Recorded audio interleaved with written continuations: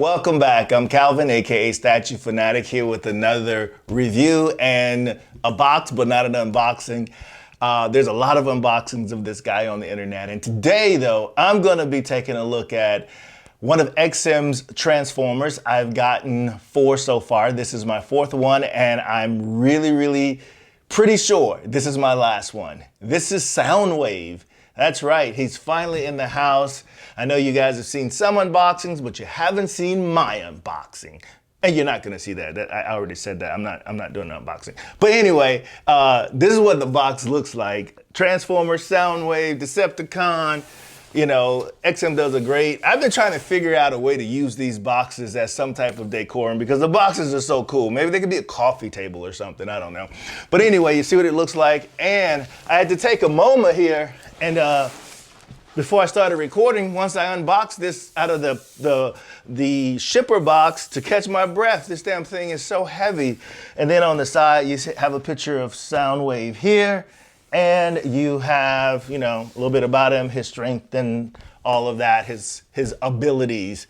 So enough of that. Let's get this guy out of the box. And before I do that, you probably noticed the dope shirt that I have on. I gotta send a shout out to my little baby brother who is doing his thing over there at Carmic.Con. That's right, C-A-R-M-I-C-C-O-N. I think I got that right. But anyway, I'll leave a link in the description below.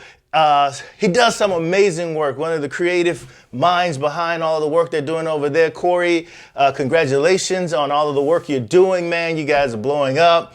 And check out a couple of the pictures, man. You're talking about transforming something. You should see what these guys can do with some wraps when it comes to some of these cars. But anyway, we came to talk about this Transformer. So let's get him out of the box. So we're back, and this is Soundwave out of the box, and if the smile doesn't say it all, let me just say it. I'll start from the very end, and then we'll go back to the beginning.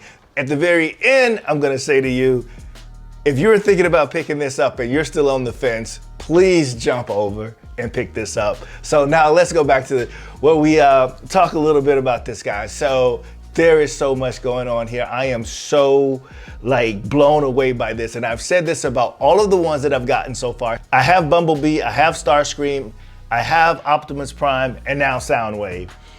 And boy, it is hard to know where to start because there are so many cool things about this statue. I mean, I think they did such an amazing job.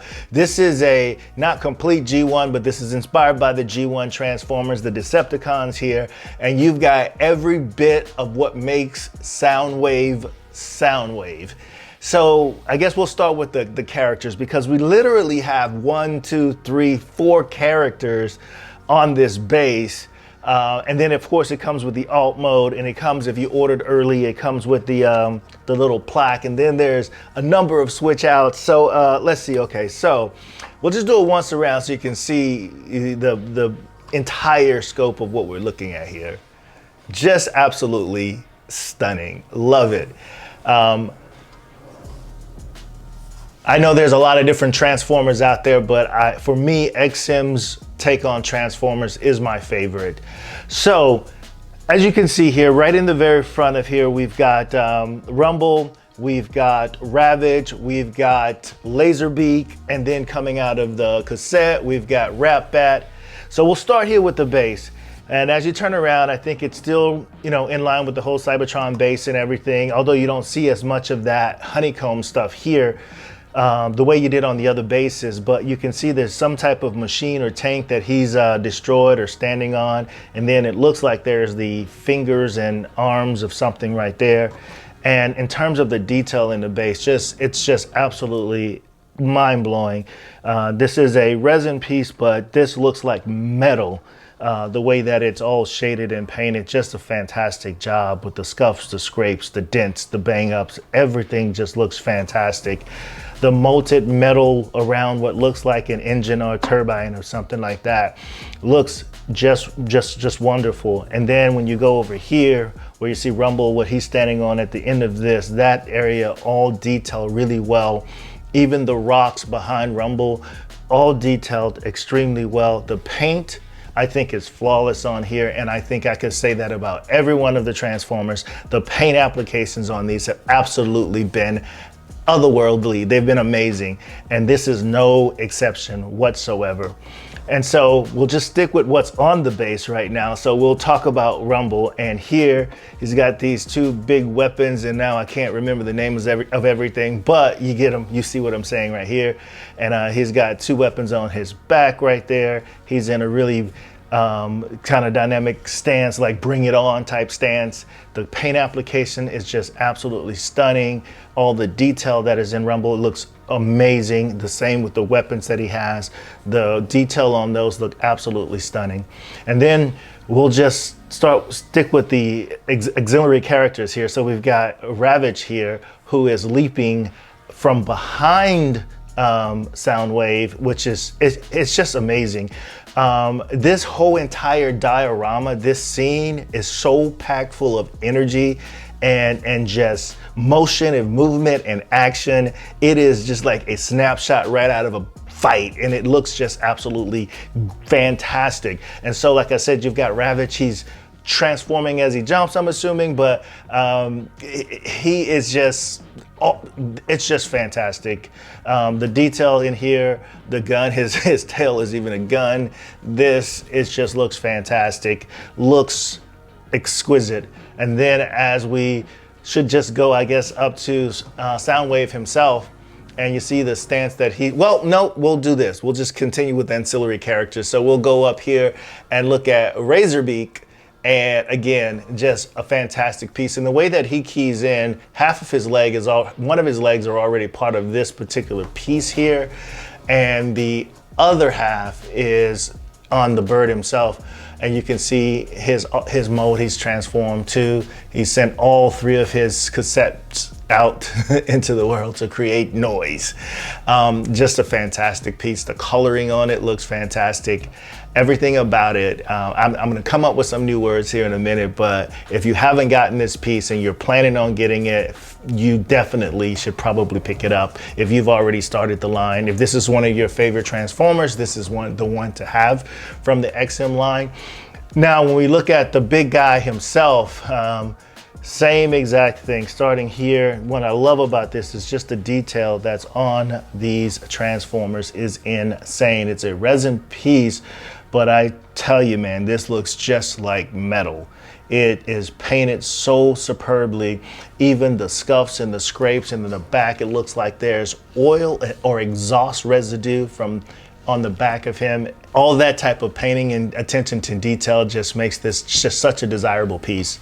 And as we go around, you can see the same thing continues to happen here with all of the gooey oil looking stuff and the hydraulics that are in his legs. It's a joy to look at.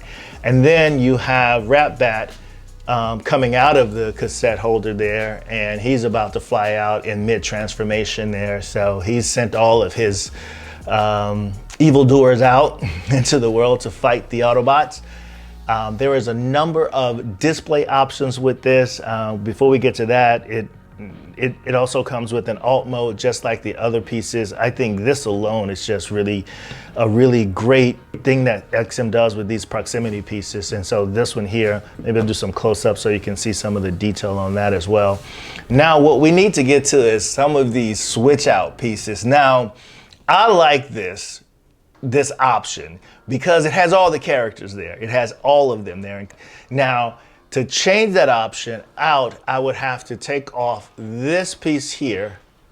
I can take this piece off, and then I can put this on. And so what that's gonna do is it's gonna allow me to close up this. One of the things about it, since that's closed, I guess is one less place you have to worry about dusting. But now that's closed up, you have the eject button right up there, but doesn't make a whole lot of sense, you know, with the eject button and not having him open it like you see him do. So let's try and take this arm off. I think this whole arm here off. And we're going to take this arm, I think, and put it on. And we're gonna take this hand and we're gonna put this in here. And that gives you the illusion that he's about to press the eject button. and then you can see where he's pointing and pretty much giving direction to Laserbeak, you know, go type thing. Or you can actually take that off and you can have him holding Megatron's gun. Well, holding Megatron as a gun. That always blew my mind. The Megatron's this big, really big auto Decepticon, but when he transforms into this little teeny peeny weapon. Anyway, so I don't think I'm gonna display him that way. What I didn't talk about was you can see the lights are on here in his eyes. I already put the batteries in. You can see the redness, how red his eyes are. I'm not gonna take it back off. That's why it's so red. Those lights are on. But anyway, back to the whole Megatron thing. No, I don't think I want that display. I like the one where he's sending Laserbeak off. So I'm gonna put that one back. And although it makes a lot of sense to have this arm where he is pushing the eject button, you can do that with both of these cassette faces. But I'm gonna take that one off.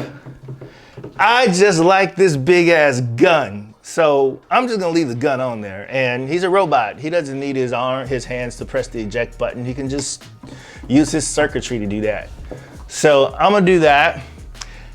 And I don't know, man. I like having all these cassettes in motion. So I'm gonna put this one back on as well. So I can have all of the characters right back on there. I like this part, yes. So I'm done. This is my last Transformer in this line. I passed out Megatron because he was never my favorite Transformer. I don't know why. When I was a kid, I didn't like Megatron. So I didn't want to get Megatron. And some of the other ones, they are so epic looking, but just massive. And I think this is it for me. But I just want to say thank you guys for watching. I know there's a ton of videos out there of this guy, so check out DT, other people's unboxings. I didn't do an unboxing of this guy because I do want to say this. As far as the unboxing is concerned, this was very, very complicated to put together. As far as I'm concerned, it did not come with the book that it normally comes with. It only came with that pamphlet where you have to scan the QR code to get to the video that shows the unboxing. But interestingly enough, when I scanned the QR code, it went to the wrong video. So I had to search for the video to see how to put it together. And there are a ton of pieces on here to put together. Laserbeak, putting him together, putting this guy together. There's 1, 2, 3, 4 pieces just to put Rumble together. The same thing, 1, 2, 3 pieces to put this guy together. Then he fits on there with all the other pieces. It was definitely interesting. Even the eject buttons come separately, so you have to put those on there. And this, I could say, easily took me 45 minutes or an hour to put together. If you take your time and you don't want to mess anything up and get the pieces right, just slow down. It will take that amount of time.